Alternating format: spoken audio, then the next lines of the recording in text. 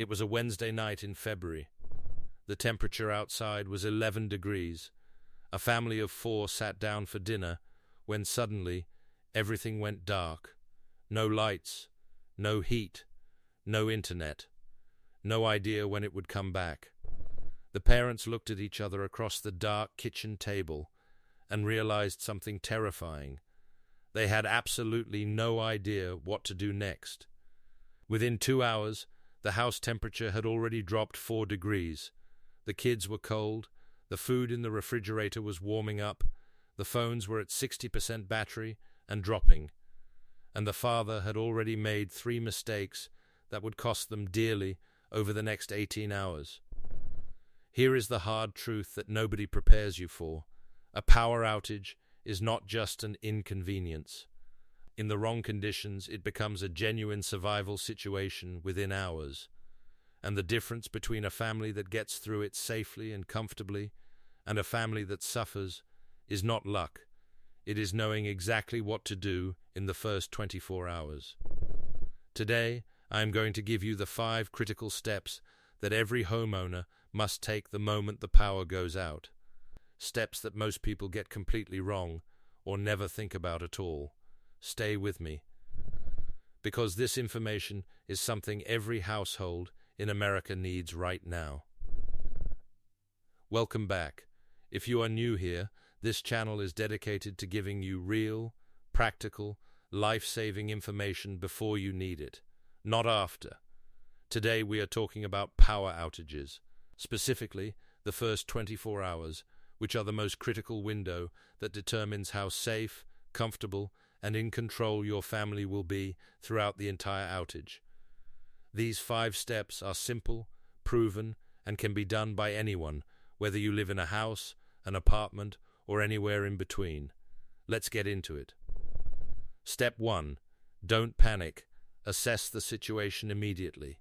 The very first thing most people do when the power goes out is completely unproductive. They grab their phone and start scrolling social media to see if anyone else lost power. Then they call a neighbor. Then they stand at the window. Then they flip the light switch 5 more times, just to be sure. Meanwhile, the clock is ticking. Here is what you should actually do in the first 5 minutes. First, check your breaker box. Not every power loss is a grid outage. A tripped breaker is the most common cause of sudden power loss and takes 30 seconds to fix.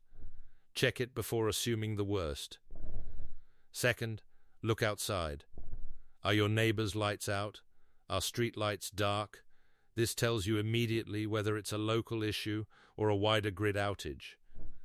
Third, check your utility provider's outage map on your phone. Most major utility companies have a real-time outage map that shows you exactly how widespread the outage is and, most importantly, an estimated restoration time. That estimated restoration time is everything, because it determines every decision you make next. If power is coming back in 2 hours, relax. If it's 12 hours or unknown, your preparation begins right now. Knowing what you're dealing with within the first 5 minutes puts you in control, and control saves lives. Step 2. Protect your food. You have a narrow window. Here is something that shocks most people. A full refrigerator keeps food safe for only 4 hours once the power goes out. 4 hours. That is it. And a freezer, if kept closed, holds safe temperatures for 24 to 48 hours, depending on how full it is. Most families lose hundreds of dollars of food in every major outage simply because they didn't act fast enough in the first 2 hours. Here is exactly what to do. The moment you confirm the outage will last more than a few hours, stop opening your refrigerator. Every time you open it, cold air escapes and the clock speeds up. Only open it when absolutely necessary and close it immediately. Group food together inside both the fridge and freezer. A fuller space retains cold better than an empty one. Move the most perishable items, meat, dairy, eggs, leftovers, into a cooler with ice immediately if you have ice available. This extends their safe life significantly. If it is winter and the temperature outside is below 40 degrees Fahrenheit, your garage, porch, or even a shaded outdoor space becomes a natural refrigerator. Use it. If the outage is expected to last more than 24 hours, dry ice is your best friend. One block of dry ice in your freezer can keep it safe for an additional 48 hours. Know this rule and never forget it. When in doubt, throw it out. Food poisoning during a power outage, when medical services may be stretched, is a nightmare you do not want to experience. Step 3. Manage your heat or cold. This becomes critical within hours. This is the step that turns a manageable inconvenience into a dangerous emergency for most families. Temperature. In winter, a home without heating can drop to dangerous levels within hours, depending on your climate, insulation, and the outside temperature. For elderly people, infants, and young children, this is genuinely life-threatening. In summer, a home without air conditioning during a heat wave can reach dangerous internal temperatures even faster. Heat stroke kills more Americans every year than most natural disasters combined.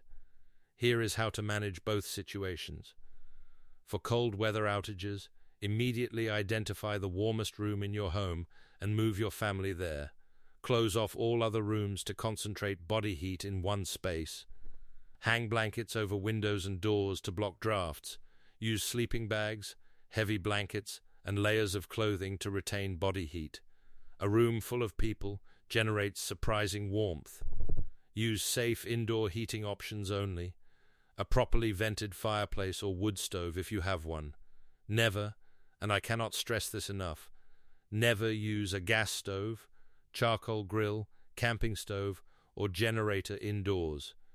Carbon monoxide poisoning indoors is fatal. Every year people die making this exact mistake. For hot weather outages, move to the lowest level of your home where temperatures are naturally cooler. Keep windows open at night when outside air cools. Use battery-powered fans. Wet towels applied to the neck and wrists lower body temperature quickly. Check on elderly neighbors. They are most vulnerable. Know your threshold. If indoor temperatures drop below 50 degrees Fahrenheit or rise above 90 degrees Fahrenheit and you have vulnerable family members, it is time to find a warming or cooling center, a hotel, or a family member's home that has power. Your home is just a building. Your family's safety is everything. Step 4. Secure your power and communication. Your lifelines. In the first hour of any outage, your phone battery becomes your most valuable asset. It is your flashlight, your emergency map, your communication line to family, your connection to weather updates and restoration timelines, and in a genuine emergency, your call to 911. Protect it like your life depends on it, because it might. The moment the power goes out, plug every phone and portable charger in your home into their charging cables. If you have a power bank, make sure it is fully charged and ready. This should be part of your permanent home preparedness routine. Turn your phone to low power mode immediately. Reduce screen brightness. Turn off Wi-Fi if you are using cellular data. Turn off Bluetooth. Every percentage point of battery matters. Designate one phone in the household as the primary emergency device, and keep that phone charged above everything else. For lighting, use flashlights and headlamps, not candles. Candles are a leading cause of house fires during power outages. A battery-powered LED lantern is far safer and lights an entire room. Keep flashlights in the same location always, a kitchen drawer, bedside table, hallway closet, so you can find them in total darkness. For radio, a battery-powered or hand-crank emergency weather radio is one of the most underrated items a homeowner can own. When internet and phone signals are overwhelmed during a major outage, a weather radio gives you direct access to emergency broadcasts, storm updates, and critical public safety information. It costs $20 and could be the most important $20 you ever spend. Step 5. The decision most families get wrong. This is the most important decision of any extended power outage, and most families wait too long to make it. There is a dangerous mindset that kicks in during emergencies. It is called normalcy bias, the deep human tendency to underestimate danger because we want things to be normal. We tell ourselves the power will be back soon. We wait another hour, and another, and another, until the house is dangerously cold, the food is spoiled, the phones are dead, and leaving is now far harder than it would have been 6 hours ago. Here is a clear framework for making the stay or go decision. Stay if the estimated restoration time is under 12 hours, your home temperature remains safe, you have food, water, lighting, and communication, and no vulnerable family members are at risk. Consider leaving if the outage is expected to last more than 24 hours, temperatures inside your home are approaching unsafe levels, you are running low on food, water, or medication, or you have elderly parents, infants, or medically vulnerable people in your home. Leave immediately if indoor temperatures are dangerous, someone in your home has a medical condition that requires powered equipment such as oxygen or a CPAP machine, or emergency services advise evacuation. Know your destination before you need it. Identify a friend or family member's home, a local hotel, or a community warming or cooling shelter in your area right now before any outage happens. The family that has a plan leaves calmly and safely. The family without a plan panics, waits too long, and leaves in crisis. The Power Outage Home Kit. Build this weekend. Everything I just told you becomes 10 times easier with the right items already in your home. Here is the essential Power Outage Home Kit that every household needs, and it costs less than $75 to build. 1.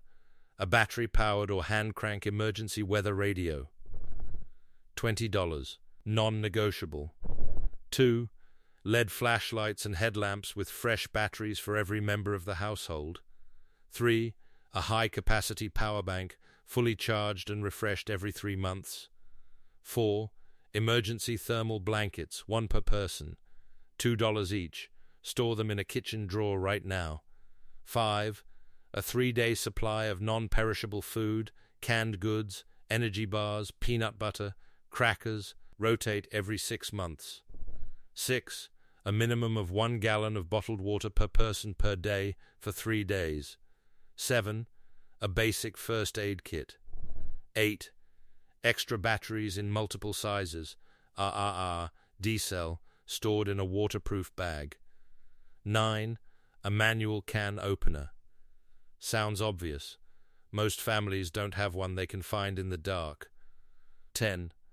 A written list of emergency contacts, utility company numbers, and your local emergency shelter locations, on paper, not just in your phone. Store this kit in one dedicated location in your home. Tell every family member where it is. Check it every 6 months. This kit takes 2 hours to build and could protect your family through any outage, whether it lasts 12 hours or 5 days. So there you have it. The 5 critical things every homeowner must do in the first 24 hours of a power outage, and most people get completely wrong. Assess the situation fast. Protect your food immediately. Manage your temperature before it becomes dangerous. Secure your power and communication. And make the stay or go decision early, not late. Build your home kit this weekend. It takes 2 hours and costs less than a dinner out.